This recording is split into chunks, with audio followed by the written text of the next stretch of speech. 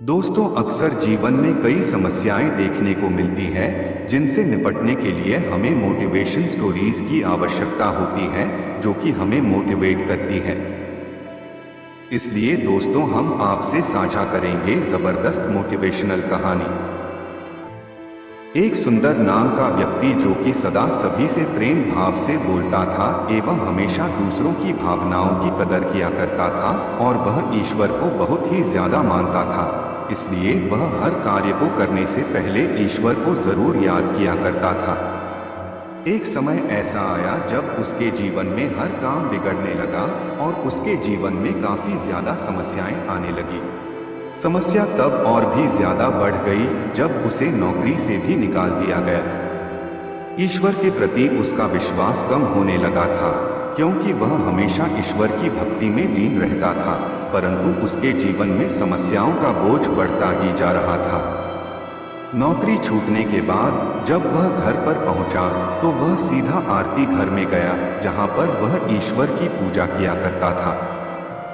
उसने प्रार्थना की कि ईश्वर उसके सपने में आए और उसको दर्शन दे ताकि वह उसकी समस्याओं का हल बता सके। उसने ईश्वर से बहुत ज्यादा प्रार्थना करी कि वह उसके सपने में आए और उसको उसके दुखों से छुटकारा दिलाए। वह ईश्वर से बहुत ज्यादा प्रेम किया करता था जिस कारण उसकी भावनाएं ईश्वर तक पहुंची और ईश्वर ने रात्रि में उसके सपने में आकर उसको दर्शन दिए।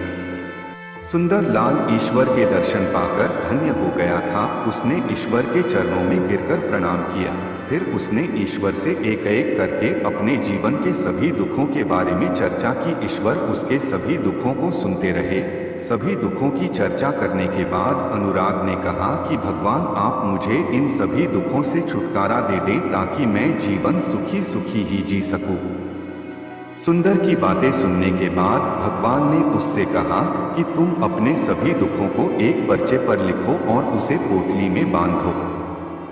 ईश्वर ने सपने में जिस स्थान पर दर्शन दिए थे उस स्थान पर एक बड़ा बरगद का पेड़ था। ईश्वर ने कहा कि इस पोटली को उस बरगद के पास छोड़ आओ जिससे तुम्हें सारे दुखों से छुटकारा मिल जाएगा, परंतु एक शर्त है कि वहां पर कई सारी पोटलियां पड़ी हैं जिनमें लोगों के दुख लिखे हैं। तुम्हें उनमें से एक पोटली उठाकर लानी पड़ेगी। सुंदर उस बरगद के पेड़ के पास गया और उसने अपने दुखों की पोटली को वहां पर छोड़ दिया और बहुत प्रसन्न हुआ कि अब मुझे जीवन के सारे दुखों से छुटकारा मिल गया। फिर उसे याद आया कि ईश्वर की शर्त है कि बदले में एक कोई पोटली उठानी पड़ेगी। सुंदर ने एक सबसे छोटी पोटली उठाई जिसे लेकर वह चलने लगा। फिर उसने सोचा कहीं इसमें कोई भयंकर बीमारी तो नहीं लिखी है जिससे मेरी मृत्यु हो जाए। उसके बाद उसने दूसरी पोटली उठाई। फिर सोचने लगा कहीं इसमें कुछ ऐसा तो नहीं है जिससे मेरे परिवार पर कष्ट आ जाए। इस प्रकार उसने कई पोटलियां उठाई पर सभी को छोड़ दिया और हार मानकर ईश्वर के चरणों में जाकर गिर गया।